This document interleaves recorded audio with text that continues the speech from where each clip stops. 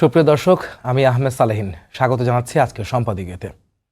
ত্রয়োদশ জাতীয় সংসদের প্রথম অধিবেশনে সংবিধান সংস্কার পরিষদ গঠন নিয়ে সরকারি ও বিরোধী দলের মধ্যে বিতর্ক সৃষ্টি হয়েছে।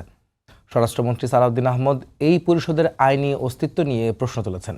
তিনি বলেন, ইমোশন নয়, বরং জনরায়কে সাংবিধানিক উপায়েই বাস্তবায়ন করতে হবে। অন্যদিকে জামায়াতের আমির ডাক্তার শফিকুর রহমান হুঁশিয়ারি দিয়েছেন, সংসদের ভেতর সমাধান না হলে দাবি আদায়ে রাজপথে নামবে বিরোধী দল। প্রাসঙ্গিক বিষয় নিয়ে আজকের সম্পাদকীয় সংস্কার বিতর্ক সমাধান কোথায়, এ বিষয় নিয়ে কথা বলতে স্টুডিওতে উপস্থিত আছেন ফজলে হুদা বাবুল, সংসদ সদস্য বিএনপি, এবং ব্যারিস্টার আল মামুন রাসেল, রাজনৈতিক বিশ্লেষক। দর্শক, আপনারাও এই আলোচনায় অংশ নিতে পারেন, এই জন্য আপনাদের ফোন করতে হবে টেলিভিশনে দেখানো নম্বরে। এছাড়া ফেসবুকের মাধ্যমে আপনাদের মন্তব্য পাঠাতে পারেন। আলোচনা শুরুর আগে জানিয়ে দেব আজকের শিরোনামগুলো। সংস্কার নিয়ে মুখোমুখি সরকার ও বিরোধী দল। অধ্যাদেশে পরিবর্তন হতে পারে না সংবিধান, বললেন স্বরাষ্ট্রমন্ত্রী। সংসদের সমাধান না পেলে রাজপথে নামার হুঁশিয়ারি 11 দল। 4.5 দশক পর ফিরছে খাল খনন কর্মসূচি। উদ্বোধন করতে কাল দিনাজপুর যাচ্ছেন প্রধানমন্ত্রী। করবেন নানা নানির কবর জিয়ারত। নেতাকর্মীদের মধ্যে উচ্ছ্বাস। জ্বালানি তেলের রেশনিং তুলে নিল সরকার। রাশিয়ার তেল কিনতে আলোচনা। জ্বালানি নিরাপত্তা নিশ্চিতে প্রয়োজনীয় অর্থ বরাদ্দের ঘোষণা প্রধানমন্ত্রীর উপদেষ্টার।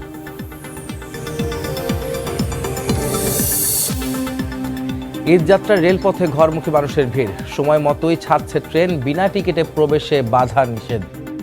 ফাঁকা ঢাকায় চুরির ছিনতাই ঠেকাতে তৎপর ডিএমপি। এবং ইরানে মার্কিন ইসরায়েল বিমান হামলায় নিহত 15। মধ্যপ্রাচ্যে যুক্তরাষ্ট্রের ঘাঁটিতে নতুন অভিযান তেহরানের। নেতানিয়াহুকে হত্যার হুমকি বিপ্লবী গার্ডের।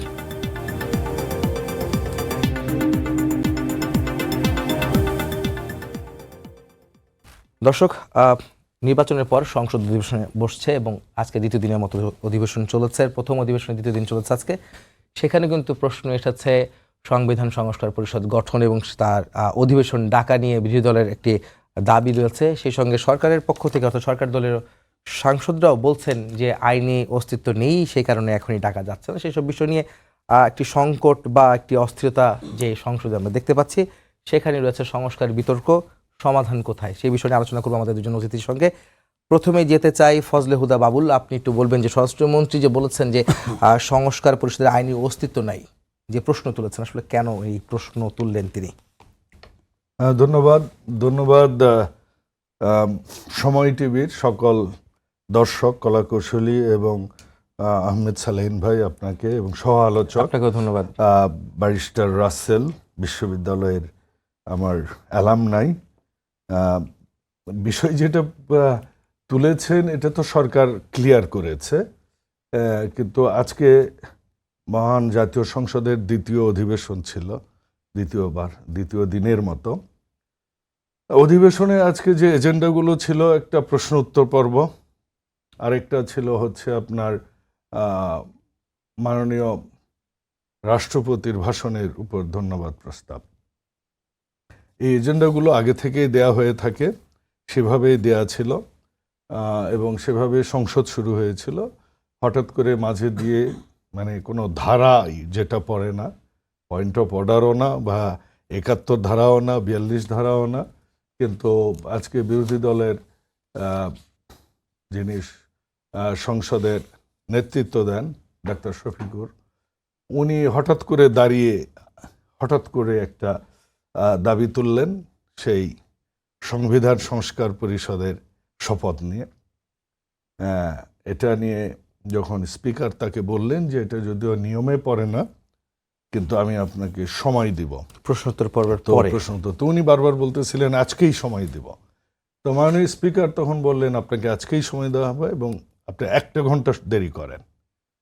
তো যাই হোক, উনি তখন এটা তুললেন প্রস্তাবটা সংসদে, যেটা সংসদের কার্যবিবরণীতে ছিল না এবং কোনো ধারাই পড়ে না। তখন সেইটা নিয়ে আইনের ব্যাখ্যা হিসেবে, যেহেতু আমাদের স্বরাষ্ট্রমন্ত্রী তখনকার আপনার সংস্কার কমিশনের আমাদের দলের পক্ষ থেকে উনি নেতৃত্ব দিয়েছেন, এটা আমি এ কারণে ব্যাখ্যা দিলাম, অনেকে বলেন যে আইনমন্ত্রী না বলে উনি বলেন কেন, জি, কারণ না, উনি তো সংস্কার ছিলেন কমিশন, সংসদ পরিষদের সব সময়, তো এই উনি কারণে উনি ব্যাখ্যাটা নেতৃত্ব দিলেন। দিয়েছিলেন আপনাদের। ব্যাখ্যাটা খুব ক্লিয়ার, এবং আপনি যদি খেয়াল করে দেখেন উনি খুব সুন্দরভাবে বলেছেন। উনি কিন্তু কোনো ইগনোর করে বলেনি যে না আমরা নিব না শপথ বা এটা করব না, এরকম কোনো কথা বলেননি। উনি বলেছেন জনরায়কে সাংবিধানিক উপায়েই বাস্তবায়ন করতে হবে। তার মানে কি, এটার উপর হয়তো আলোচনা হবে ভবিষ্যতে, এটা সংবিধানে হয়তো ইনসার্ট করা হবে, বা উনি একজন আইনের মানুষ, ব্যারিস্টার রাসেল এটা আরও ভালো বলতে পারবেন। তো তারপর এটা সংবিধান সংস্কার করে এরপর আমরা গণভোটটাকে কিভাবে করতে পারি সেটা দেখতে হবে, এটা উনি ক্লিয়ার করেছেন। কিন্তু আনফর্চুনেটলি উনি এটা ক্লিয়ার করার পরেও আমরা দেখলাম মিডিয়াতে, আপনার সময় টিভিতেও দেখলাম যে হুমকে ধুমকে দেয়া হচ্ছে সরকারি দলকে, আন্দোলনে যাবে, মাঠে যাবে, রাজপথে যাবে। 17 বছর রাজপথে ছিলাম আমরা। আজকের সংসদে যারা বিরোধী দল তাদের সাথে কিন্তু বিএনপির একটা চমৎকার মিল রয়েছে, সেটা হচ্ছে আমরা সবাই ফ্যাসিস্ট বিরোধী, সবাই ফ্যাসিস্টের বিরুদ্ধেই কিন্তু রাজপথে ছিলাম।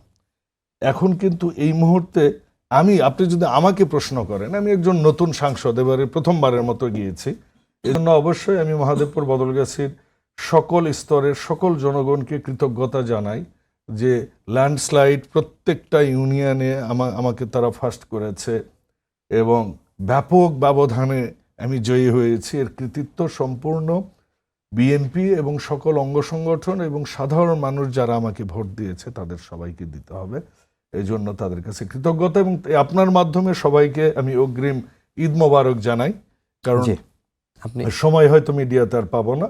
তো এমন একটা প্রেক্ষাপটে এই সংসদটা যখন শুরু হয়েছে, যখন বাংলাদেশের অর্থনীতিটা ইন্টেরিয়ম গভর্নমেন্ট বলেন কিংবা তার আগের 17 বছর বলেন, ভূমিকায় যারা এখন আছে আমি আসছি, তারা অর্থনীতিটা একদম ফোকলা করে গেছে। এই মুহূর্তে আমাদের কিন্তু আলোচনার বিষয় হওয়া কথা হচ্ছে যে আমরা যে 4 কোটি লোক বেকার আছে তাদের কি করব, আমাদের যে আপনার স্বাস্থ্য সেবাটার যে ভঙ্গুর অবস্থায় দেশে সাধারণ জনগণকে স্বাস্থ্য সেবা কিভাবে পৌঁছিয়ে দেব। আপনি দেখেছেন যে বন্ধ আছে, সেগুলো কিভাবে খুলবে। হ্যাঁ, আমি শেষ করছি।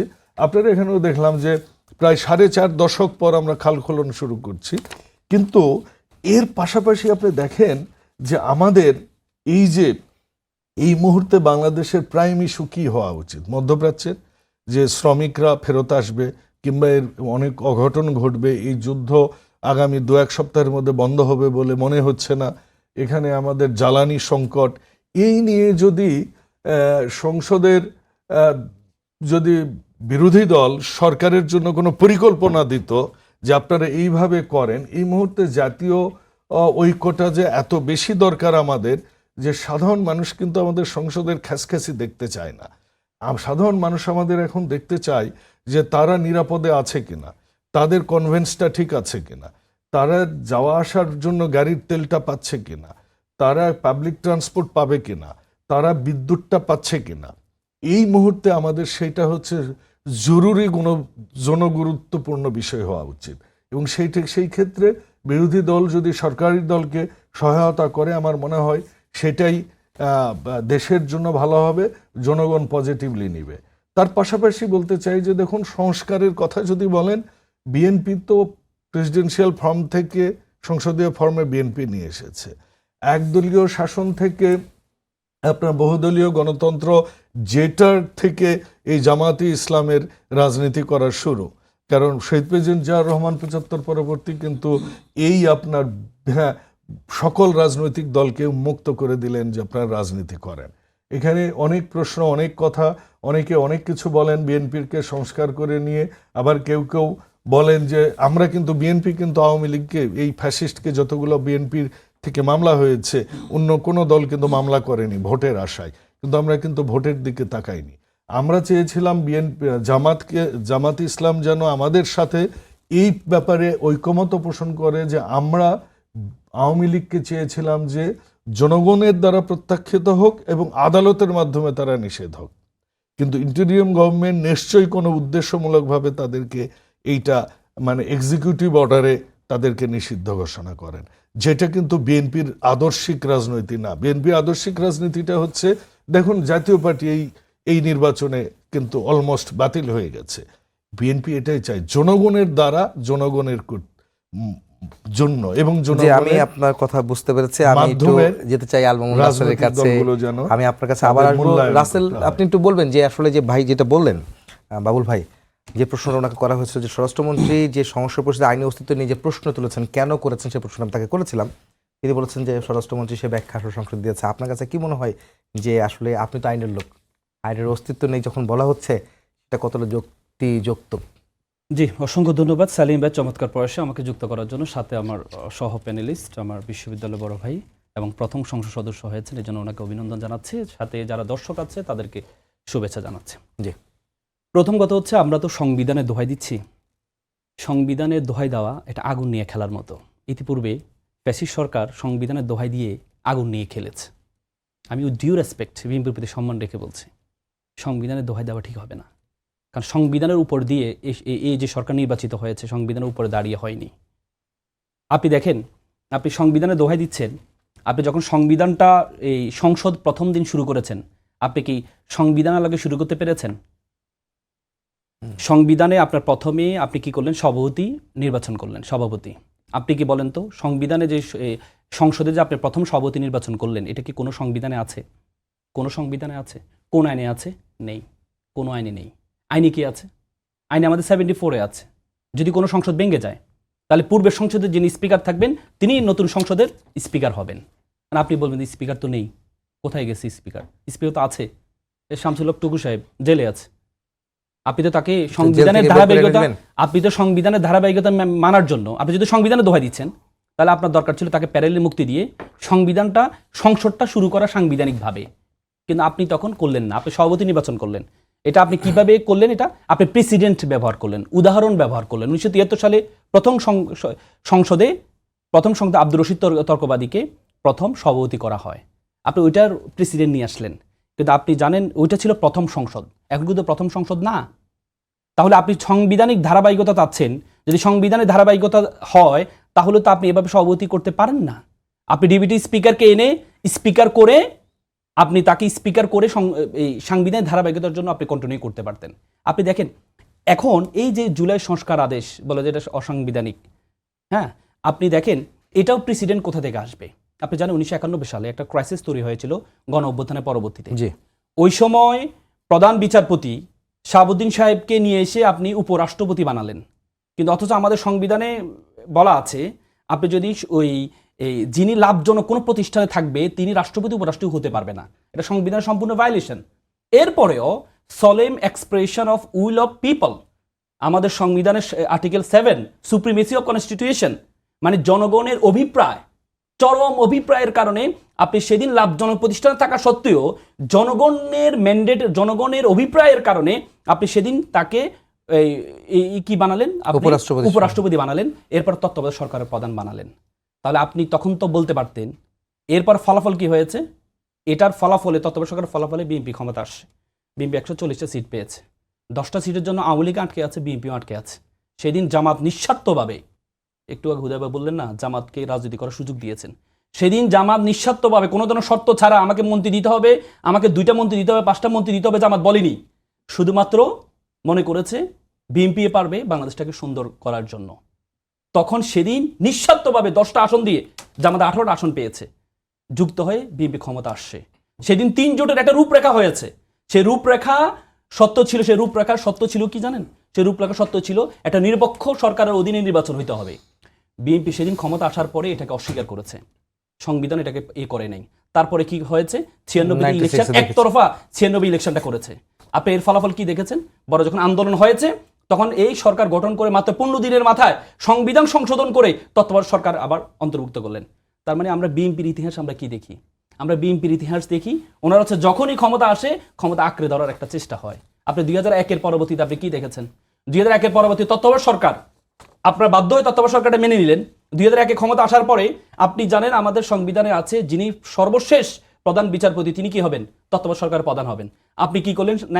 সংবিধান 96 এই কনস্টিটিউশনের এই আর্টিকেলটাকে সংশোধন করলেন। 65 বছর প্রধান বিচারপতি হইতে হবে, সেটা 67 বছর করলেন কেন? আপনার কে এম হাসান প্রিয় মানুষকে আপনি কি বানাবেন? তত্ত্বাবধায়ক সরকার প্রধান বানাবেন। সেদিন আপনি পারেন নাই। পরবর্তী কি করেছেন? আপনার রাষ্ট্রপতিকে, পরবর্তীতে আপনি ইয়াজউদ্দিন আহমেদ সাহেবকে কি করলেন? তার মানে কি, আমরা যদি বিএনপির ইতিহাসটা দেখি, ওনারা ক্ষমতা যখন পায় তখন ক্ষমতাকে আঁকড়ে ধরে রাখে। একটু আগে হুদায়বা বললেন না, বললেন বাংলাদেশে একদম। আপনি দেখেন আরেকটা বিষয় দেখেন, আমাদের এই যে আপনি সংবিধানের কথা বললেন না, আমাদের সংবিধানে 59-এ বলা আছে, সংবিধানের 59-এ বলা আছে যারা সিটি মেয়র আছে মাস্ট বি ইলেক্টেড। কিন্তু অন্তর্বর্তী সরকার এসে কি করলেন? এটাকে একটা অধ্যাদেশের মাধ্যমে এটাকে প্রশাসক নিয়োগ দিলেন। আপনি সেই সংবিধানের এগেনস্টে তারপরও এটা ধারাবাহিকতা বজায় রেখে আপনি সকল মেয়রগুলো এইগুলোকে আপনার প্রশাসক নিয়োগ দিলেন। তখন তো আপনি সংবিধানের কথা বলেন নাই যে এটা সংবিধানে নেই, এটা সংবিধানের ভায়োলেশন। তার মানে আপনার পক্ষে আসলে মিষ্ট আর আপনার বিপক্ষে গেলে দুষ্ট। এই জায়গা থেকে বেরিয়ে আসতে হবে। বাংলাদেশের সাথে, বাংলাদেশ সুন্দর করার সাথে এই জায়গা থেকে যদি বের হয়ে না আসেন, তাহলে বাংলাদেশ আবার গর্তের মধ্যে পড়বে। যে রাসেল ভাই, আরেকটা বিষয়, সেটা হচ্ছে যে বিরোধী দলের যে রাষ্ট্রপতির ভাষণ শোনেনি, যে রাষ্ট্রপতির সেই রাষ্ট্রপতির ভাষণের উপরে 50 ঘন্টার যে আলোচনার প্রস্তাব হয়েছে, সেখানে তারা কথা বলেছেন, এটা দ্বিচারিতা কিনা? বিরোধী দল কি রাষ্ট্রপতির ভাষণ নিয়ে দ্বন্দ্বটা হয়েছে নাকি রাষ্ট্রপতি নিয়ে দ্বন্দ্বটা হয়েছে? রাষ্ট্রপতি। আপনি জানেন রাষ্ট্রপতির ভাষণটা হচ্ছে একটা লিখিত ভাষণ। এই ভাষণটা হচ্ছে কে নির্ধারণ করে দেয়? সচিবালয় নির্ধারণ করে দেয় অথবা ক্যাবিনেট নির্ধারণ করে দেয় ভাষণটা কি দিবেন। যে রাষ্ট্রপতি নিজে বলেছেন, ভাষণে বলেছেন যে ফ্যাসিস্ট সরকার, বলেছে না? অথচ উনি ফ্যাসিস্ট সরকারের নিয়োগপ্রাপ্ত। তাই একটা ব্যক্তি নিজেকে নিজে ফ্যাসিস্ট বলতে পারে? তার মানে ভাষণের যে লিখিত বক্তব্য, এটা নিয়ে কোনো প্রশ্ন উঠে নাই। প্রশ্ন উঠিয়েছে কেন? যে রাষ্ট্রপতি উনি একটা ফ্যাসিস্টের দোসর, উনি কখনো কি হতে পারবেন না। উনি ওনার এই যে আপনি এতদিন পর্যন্ত রাষ্ট্রপতি সরানো যায় না কেন? বিএনপি বলেছে রাষ্ট্রপতি যদি সরায় তাহলে সাংবিধানিক শূন্যতা তৈরি হবে। শূন্যতা কোথায় তৈরি হবে জানেন? কারণ রাষ্ট্রপতি পদত্যাগ করতে হবে। কার কাছে পদত্যাগ করবে? স্পিকারের কাছে। স্পিকার তো নেই, তাহলে কার কাছে পদত্যাগ করবে? এই জন্য। কিন্তু আপনি যখন নতুন সরকার আসলো, নতুন সরকার আসার পর প্রথমে তো স্পিকার আপনি নির্বাচন করলেন। তাহলে স্পিকার নির্বাচন করার পর আপনার প্রথম দায়িত্ব ছিল, যেহেতু আগে আপনি শূন্যতার কথা বলেছেন, তো এখন তো স্পিকার আছে, আপনি স্পিকারের কাছে কি করতে পারতেন? স্পিকার কাছে কি করতে পারতেন? স্পিকারের কাছে পদত্যাগ করতে পারতেন। রাষ্ট্রপতিতে ইচ্ছা লাগবে না না না, আপনি অভিশংসন করতে পারতেন। অভিশংসনটা তো সংসদ বসলে অভিশংসন করে আপনি যিনি স্পিকার ইনি ভারপ্রাপ্ত রাষ্ট্রপতি হতেন, আর যিনি ডেপুটি স্পিকার উনি রাষ্ট্রপতি হতেন। তারপরে পরবর্তীতে একটা রাষ্ট্রপতি কি ভাষণ দেয়? রাষ্ট্রপতি ভাষণ তো হচ্ছে আগামী সরকারটা কিভাবে চলবে তার নীতিমালা, সরকারের নীতিমালা। তো সুতরাং আজকে সরকারের নীতিমালা নিয়ে 50 ঘন্টা আলোচনা হবে, রাষ্ট্রপতি নিয়ে 50 ঘন্টা আলোচনা না, নীতিমালা নিয়ে। তো সুতরাং আপনি রাষ্ট্রপতিকে সরালেন। আপনি কেন রাষ্ট্রপতিকে সরালেন না জানেন? এখানে আমি যে একটু আগে বললাম, বিএনপির কাজ হচ্ছে ক্ষমতা আসলে ক্ষমতাকে কুক্ষিগত করতে চায়। রাষ্ট্রপতি কেন সরান না জানেন? কারণ একটা আপনি জানেন রাষ্ট্রপতির ক্ষমতা হচ্ছে কয় বছর? 5 বছর। তাহলে বিএনপির ক্ষমতা 5 বছর, রাষ্ট্রপতির ক্ষমতা 5 বছর। তাহলে আগামী যে ইলেকশনটা আসবে সেই ইলেকশনে বিএনপির যে নতুন রাষ্ট্রপতি হবে, রাষ্ট্রপতি মেয়াদ থাকবে না। তার মানে আগামী নির্বাচন ওনাদের পছন্দনীয় রাষ্ট্রপতির অধীনে হবে না। এজন্য ওনারা কি চাইলেন? এই রাষ্ট্রপতি একটু পরে পদত্যাগ করাবেন, মানে 1 বছর পরে পদত্যাগ করাবেন। তাহলে কি হবে? নতুন রাষ্ট্রপতি ওনাদের প্রিয় একজন রাষ্ট্রপতি হবেন, তার 4 বছর, ওনার যখন ক্ষমতা শেষ তখন তার 4 বছর পূর্ণ হবে। তার মানে নতুন যে নির্বাচনটা হবে এই নির্বাচনটা ওনাদের প্রিয় রাষ্ট্রপতির অধীনে হবে, যেটা ইয়াজউদ্দিন আমাদের অধীনে করার চেষ্টা করেছিলেন। তার মানে এই যে আপনি রাষ্ট্রপতিকে রেখে দিলেন সাংবিধানিক দোহাই দিয়ে, কিন্তু এরপর তো এখন তো সংবিধানের সুযোগ আছে, কিন্তু আপনি সেই রাষ্ট্রপতিকে আপনি সরাচ্ছেন না। এটাই দুঃখজনক বিষয়। আসলে বাবুল ভাই, আপনি তো বলবেন যে রাষ্ট্রপতি কেন সরাচ্ছেন না, যে প্রশ্নটা আসলে আসলো এখানে। আমি সমস্যা প্রশ্নে আবার আসবো আপনার কাছে। ধন্যবাদ। একটা ছোট্ট 30 সেকেন্ড একটা গল্প বলতে হয়। 2 দোস্ত গল্প করতেছে, আরে বলিস না আমার বোনটাকে বিয়ে দিছি, খুব ঝামেলায় আছে। হ্যাঁ, ওর হাজবেন্ড ওর একটা কথাও শোনে না। তোর বোনের কি খবর? কত? না দোস্ত, আমার বোন ভালো আছে। কি হয়েছে? হ্যাঁ, কয় আমার বোনের সংসার একদম সোনাই সোহাগা, আমার বোন যা কয় আমার ভগ্নিপতি ঠিক ওইটাই শোনে। তো দুইজনের 2 রকম দুঃখ, ঠিক আছে? কিন্তু ওই যে নিজের ক্ষেত্রে হলে একরকম হয়, পরের ক্ষেত্রে হলে আরেক রকম হয়। আজকে যে সংবিধানের দোহাই দোহাই বলতেছেন আপনারা, 8 তারিখে সংবিধান কোথায় ছিল? কারা ছিল? 106 ধারা কোত্থেকে আসলো? কেন এই এনসিপির লোকেরা যে কেন সেখানে শপথ নিল? তারেক রহমান কি বলেছিলেন? সেখানে তো সরকার সবাই ছিল, সেখানে এনসিপির এই নাহিদ ইসলাম ছিল, এনসিপির নেতৃবৃন্দ ছিল, মাহফুজ ছিল, সজীব ছিল, শরীফ ভুইয়া ছিল, কে ছিল না? তখন কোনো রকমের কোনো কিছু হয়নি। এই রাষ্ট্রপতিকে দিয়ে জোর করিয়ে তাদের যিনি মনোপুত এবং প্রশাসনিক প্রধান ছিলেন, নির্বাহী প্রধান ছিলেন ডক্টর ইউনূস, তাকে দিয়ে 133টা অধ্যাদেশ জারি করালেন। এমনকি নির্বাচন ডিক্লেয়ার হওয়ার পরেও, মানে আমরা মনোনয়ন পাইলাম 3রা নভেম্বরে, আপনি এরপরেও আপনি অধ্যাদেশ দিলেন, সর্বশেষ একটা অধ্যাদেশ আবার দিলেন। যে অধ্যাদেশ যখন জারি হলো তখন আমরা কিন্তু নির্বাচনের মাঠে।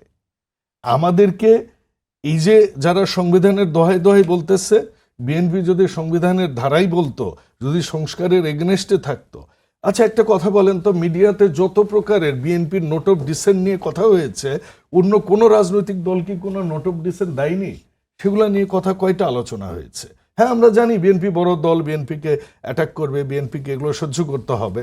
কিন্তু দেখুন, এই এক পেশে আপনারা আমরা যখন দেখলাম বিগত নির্বাচনের আগে, এই ত্রয়োদশ জাতীয় সংসদ নির্বাচনের আগে, মিডিয়া আপনারা নিলেন, বিশ্ববিদ্যালয় আপনারা নিলেন, আপনার প্রশাসন আপনারা নিলেন, ডিসি, এসপি, ইউনো, ওসি সব নিলেন।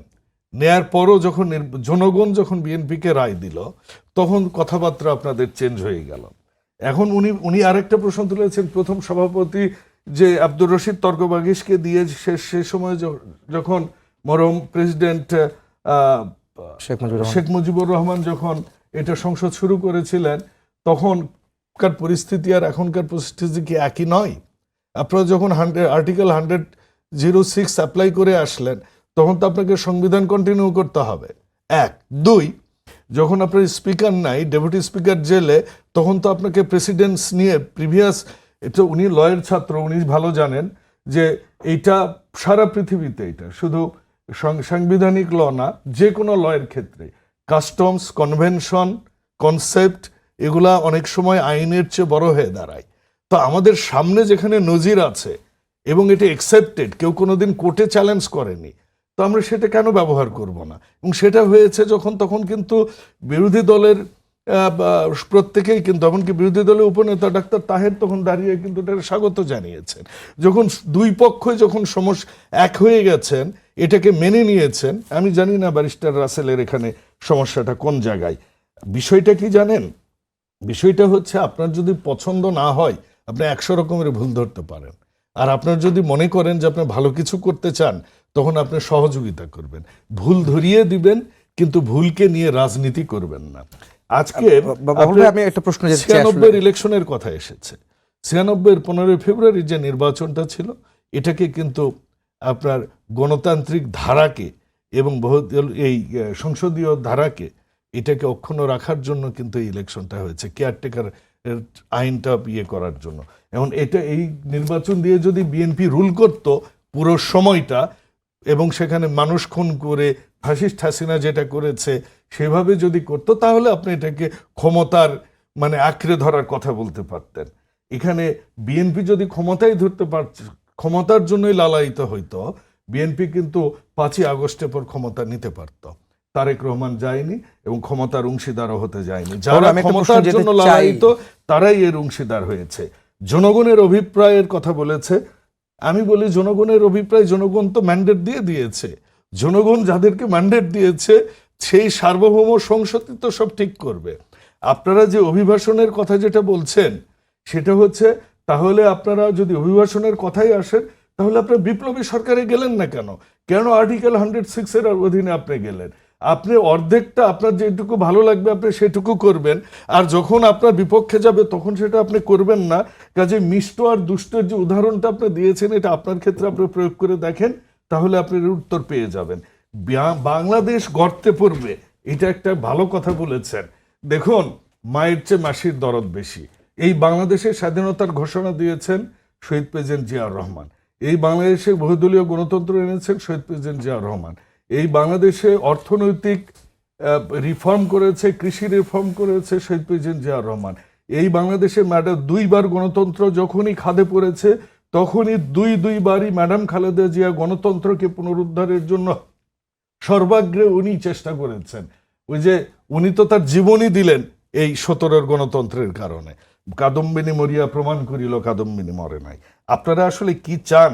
রাষ্ট্রপতি যদি ফ্যাসিস্টের দোসর হয়, আপনারা তাহলে কোন জায়গায় ছিলেন বিগত দিনে? আপনারা তো তখন ওই মাদ্রাসার প্রিন্সিপাল আপনারাই ছিলেন। আমি আপনারাই বলবো, কারণ আপনি একটা দলের প্রতিনিধির মতো কথা বলেছেন।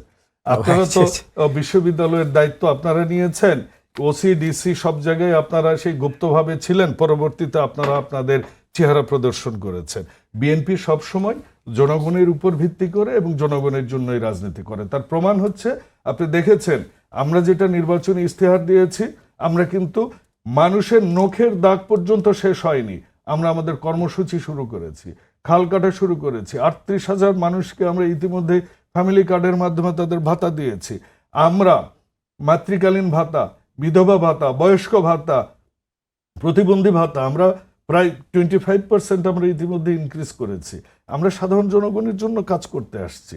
আমরা ওই মানে সময় কম, আমি আরেকটা প্রশ্ন যেতে চাই আর কি আপনার কাছে, সেটা হচ্ছে যে স্বরাষ্ট্রমন্ত্রীর বিরুদ্ধে আসলো জুলাই সনদকে অবজ্ঞার একটা অভিযোগ এনেছে এনসিপি, আপনি এটা কিভাবে দেখুন, সংসদে অনেক ধরনের হেকলিং হয়, তারপরেও তো উনি অনেক ভব্যতা সভ্যতার সাথেই উনি বলেছেন যে আমি ওই দিন বলেছিলাম। যাই হোক, এটা মহান সংসদ, এখানে ওই সব ভাষা প্রয়োগ করতে চাই না, এটা উনি কিন্তু ক্লিয়ার করেছেন। 1 2 কথা কিন্তু এইটাই, আপনি যদি আসেন সংস্কারের গল্পে, তাহলে সংস্কারের গল্প কিন্তু 31 দফা, ওটা কিন্তু ফ্যাসিস্টের আগেই। আমরা চোখে চোখ রেখে সংস্কার, এই উচ্চকক্ষ সবার আগে বিএনপি এটা 31 দফা, প্রধানমন্ত্রী রাষ্ট্রপতি ক্ষমতা, এগুলো কিন্তু আমরা দিয়েছি। কেউ কিন্তু সংস্কারের টু শব্দ করেনি, সবাই কিন্তু ভয়ে হেলমেট পরে চলেছে, না হলে গোপনভাবে থেকেছে, গোপনে রাজনীতি করেছে।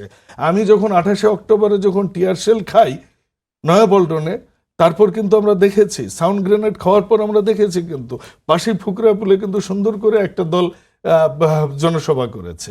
আমরা কিন্তু জানি যে এই কার কি ইতিহাস সাধারণ জনগণ জানে, এবং এটা কিন্তু 12ই ফেব্রুয়ারিতে এটা সাধারণ জনগণ কিন্তু মানুষকে বুঝিয়ে দিয়েছে যে সাধারণ মানুষরা কি চায়, কার নির্বাচনী ইস্তেহারের উপর, কারা বাংলাদেশের মানুষ, কারা বাংলাদেশকে ধারণ করে, কারা বাংলাদেশের স্বাধীনতা সার্বভৌমত্ব কাদের হাতে নিরাপদ, কাদের হাতে সংবিধান নিরাপদ, এটা জেনেই মানুষ কিন্তু বিএনপিকে এই গত 12ই ফেব্রুয়ারিতে রায় দিয়েছে। রাসেল ভাই, আপনি একটু বলবেন যে এই বিষয়টা নিয়ে কথা বলছিলাম যে স্বরাষ্ট্রমন্ত্রী যেটা বলেছেন বা তাকে যে অভিযোগ আনা তার বিরুদ্ধে, তিনি জুলাই সনদকে অবজ্ঞা করেছেন এনসিপি যে ভোটার হচ্ছে, এটাকে আপনি কিভাবে খণ্ডন বা আপনি এর ব্যাখ্যা কি দিবেন? দেখেন, আমি প্রথম কথা হচ্ছে জনগণের, বারবার হুদা ভাই বলার চেষ্টা করছে যে জনগণের অভিপ্রায় 12 তারিখ দিয়েছে। 12 তারিখ তো জনগণ দুইটা জিনিস দিয়েছে, 50% ভোট দিয়েছে দেশ কে চালাবে, 67% ভোট দিয়েছে দেশ কিভাবে চলবে। তাহলে আপনার 50% এটা অভিপ্রায় আর 67% অভিপ্রায় না, মানে একটা বাবা দুইটা সন্তান, একটা বাবা, আমি আসি, একটা বাবা দুইটা সন্তান, একটা বাবা, আমি শেষ করি, সাংবিধানিক উপায়ে আমি বলছি, সংবিধান তো বারবার তো সংবিধান দেখানো হচ্ছে, এর আগেও আমরা সংবিধান দেখেছি। একটা বাপের দুইটা সন্তান, একটা বৈধ আর একটা অবৈধ হয়ে গেল। দেখেন আজকে স্বরাষ্ট্রমন্ত্রী কি বলেছে? স্বরাষ্ট্রমন্ত্রী বলেছেন সংবিধান সংস্কারের পরিষদের সিদ্ধান্ত হবে আদালতে, সংসদে নয়। সাথে সাথে পরিকল্পনা মন্ত্রী কি বলেছেন? দেখেন ডাবল স্ট্যান্ডার্ডটা কোথায়। সংসদের কাজ হচ্ছে সাংবিধানিক ধারাবাহিকতা রক্ষা করা, সংবিধানের বাইরে যাবে না সংসদ। একবারে টিভি চ্যানেল, এখন কথা হচ্ছে এটা আমি নিজে উপস্থিত ছিলাম। আচ্ছা, আমি হুদা, আমি না, এটা বাইরে বলেছেন, এটা বাইরে বলেছেন, বাইরে সামনে করে বলেছেন, আমি ওটা বলি। এখন কথা হচ্ছে দেখেন, আদালতের একটা বিষয়, এতদিন বলেছেন ওনারা গণভোটটা কনস্টিটিউশনে নেই, এতদিন পর্যন্ত বলেছেন যে শপথটা নিবে, শপথটা কনস্টিটিউশনে নেই, এগুলো বলেছে। কিন্তু আমি জাস্ট হচ্ছে আপনাকে আমাদের স্বরাষ্ট্রমন্ত্রী আজকে যে ভাষণটা দিয়েছেন না, ওনার শুধু একটা এই নির্বাচনের আগে ওনার বক্তব্যটা কোট এন্ড আনকোট করে আমি বলুন প্লিজ। রেফারেন্ডামের প্রশ্ন আমি বিগত সবাই ইঙ্গিত দিয়েছিলাম, যেহেতু এটা একটা রাজনৈতিক সভা, সেহেতু আমরা সিদ্ধান্ত নিতে পারবো না, জনগণের কাছে যাই, তারা যেটা নিবে রাজনীতিগুলো তা বাস্তবায়ন করতে বাধ্য। তার মানে রেফারেন্ডামের কথা ইঙ্গিতকে দিয়েছে, বিএনপি দিয়েছে। তারপরে বলছে নির্বাচন কমিশন যাতে এই গণভোট বাস্তবায়ন করতে বাধ্য থাকে, তাই একটা অর্ডিন্যান্স বা আদেশ জারি করতে হবে, যেটা হতে পারে জুলাই সংস্কার বাস্তবায়ন আদেশ বা অধ্যাদেশ। তার মানে এই আদেশ, যে ওয়ার্ডারটা নিয়ে আজকে কথা হচ্ছে, এটার প্রস্তাবনা কে দিয়েছে? বিএনপির পক্ষ থেকে দিয়েছে। এরপরে বলেছে এই রায়টা যারা জয়ী হবে বাস্তবায়ন করতে তারা বাধ্য, কারণ চূড়ান্ত রায় যারা সার্বভৌম ক্ষমতার মালিক তারা দিয়েছে, মানে জনগণ দিয়েছে। তার মানে আপনার এই বক্তব্যটা হচ্ছে একবার বলেন যে করবে না, আপনি কিভাবে করবেন? অষ্টম সংশোধনী, আমাদের যে সংশোধনী আছে, সংশোধনীতে আমাদের এই আপনার এই সুপ্রিম কোর্টকে বিভিন্ন জায়গায় নেওয়ার, বিভাগীয় পর্যায়ে নেওয়ার কথা ছিল। তখন যে এই অ্যাপ্লাইড ডিভিশন আদেশের মাধ্যমে অ্যাপ্লাইড বেসিক স্ট্রাকচার সংবিধানে, এটা আপনি 142 দিয়ে পরিবর্তন করতে পারবেন। আপনার জন্য গণপরিষদ লাগবে, কনস্টিটিউয়েন্ট অ্যাসেম্বলি লাগবে। আপনার যদি কনস্টিটিউয়েন্ট অ্যাসেম্বলি আজকে সর্বশেষ দিন ছিল, শেষ। 30 দিনের সর্বশেষ দিন ছিল, আপনি যদি গণপরিষদের শপথ না নেন, গণপরিষদ না তৈরি করেন, তাহলে আপনি সংবিধান সংসদ বেসিক স্ট্রাকচার পরিবর্তন করতে পারবেন আসলে না। আমাদের সময় তাহলে একেবারে আপনি- শেষ। রাসেল ভাই এবং বাবুল ভাই দুজনকে ধন্যবাদ জানাচ্ছি। আর ধন্যবাদ। সবাইকে ধন্যবাদ জানিয়ে শেষ করছি আজকের সম্পাদকীয়। আগামীকাল আবার দেখা হবে একই সময়। শুভরাত্রি।